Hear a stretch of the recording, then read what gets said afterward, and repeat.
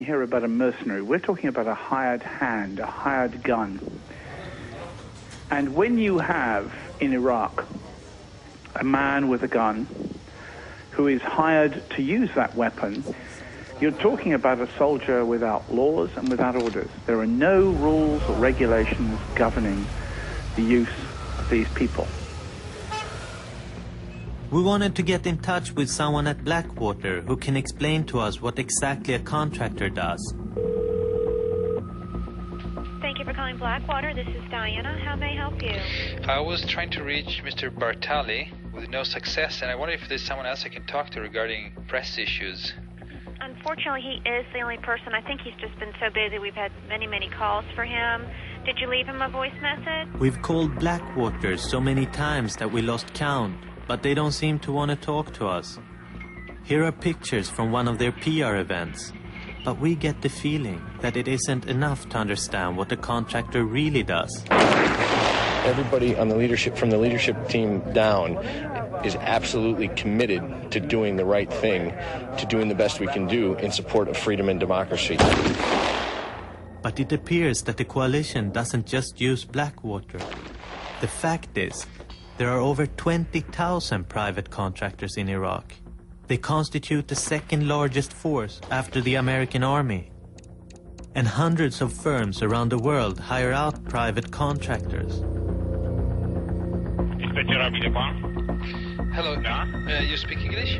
Hello? No. Okay, Mr. Pavel Constantinescu? Hello? One such firm is the Romanian security company Bidepa. We're in Bucharest, where Bidepa will show us what their services include. Hello, Alex. Hi, Eric. Valentin. How are you? Nice to meet you. All the guys with the group in the Iraq. All in Iraq.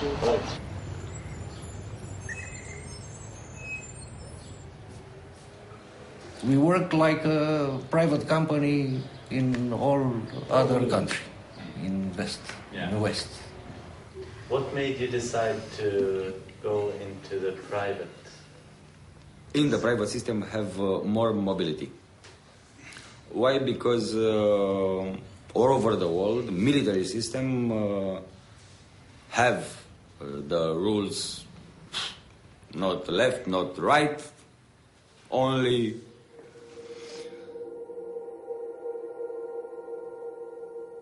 They have just returned from an assignment in Iraq. They worked there for the coalition forces.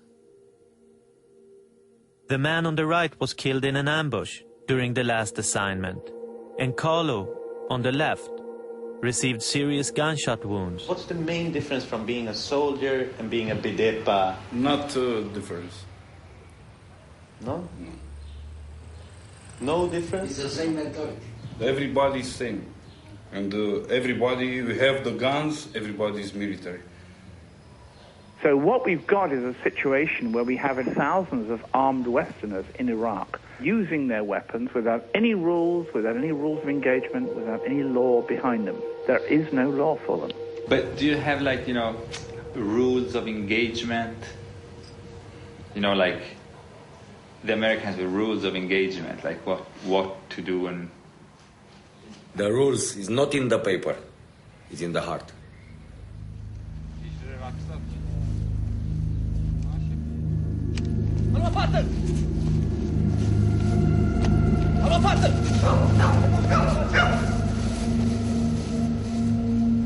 "40 mercenaries were killed in 1 week. Not a single story appeared in the paper.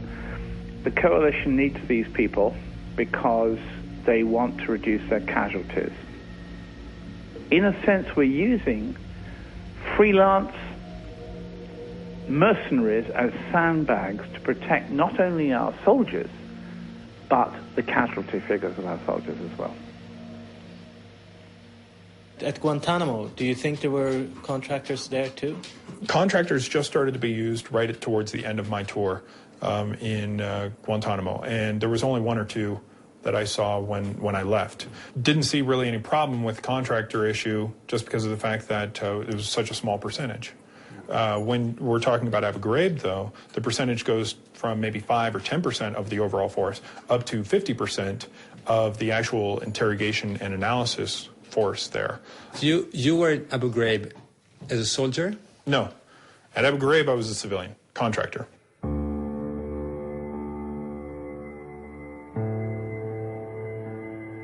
We realize how hard it is to understand this new world order.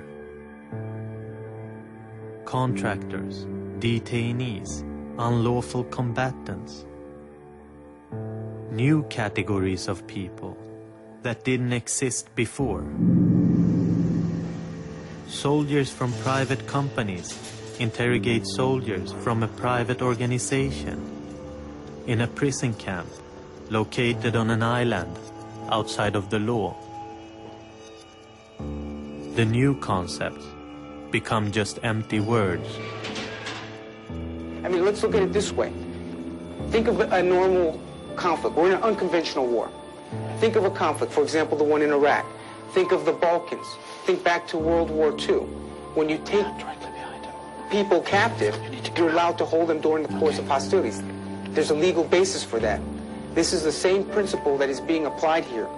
The only difference is that we are in more of an unconventional war, where the war is against a private organization rather than a state. I mean, let's look at it this way. Think of a normal conflict. We're in an unconventional war, where the war is against a private organization rather than a state. That is the only difference. فها هو يقتل أطفالنا في فلسطين وفي أفغانستان وفي العراق. Al-Qaeda wears no uniform. Al-Qaeda does not carry their arms openly. Al-Qaeda does not belong to responsible command. And Al-Qaeda clearly does not follow the laws and customs of war. We are in more of an unconventional war, where the war is against a private organization rather than a state. I mean, let's look at it this way. Al-Qaeda wears no uniform. Al-Qaeda does not carry their arms openly. Al-Qaeda does not belong to responsible command. And Al-Qaeda clearly does not follow the laws and customs of war.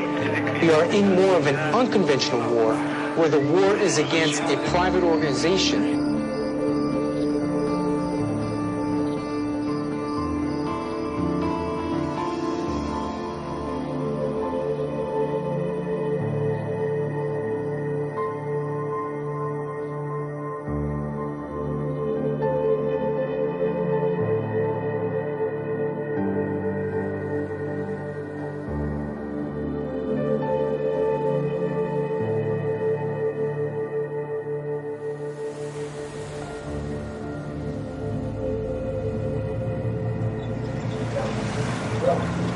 Each and every detainee here is being treated humanely. We always treat them humanely. Treated humanely, treated humanely. In a humane manner.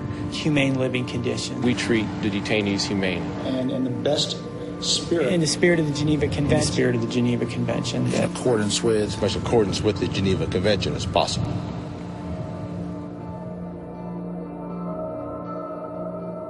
Det är många som uttrycker misstro mot att du bara skulle ha råkat vara på fel plats vid fel tidpunkt. Vad kan du säga till dem?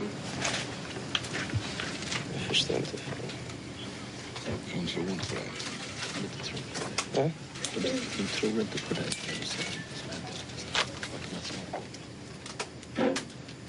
Vad vill du säga till de som inte tror på dig? På din historia? Det är kanske andra medfångar som kanske kommer ut senare och de kanske kan göra det starkare. Jag menar det här med Afghanistan, varför du var där och...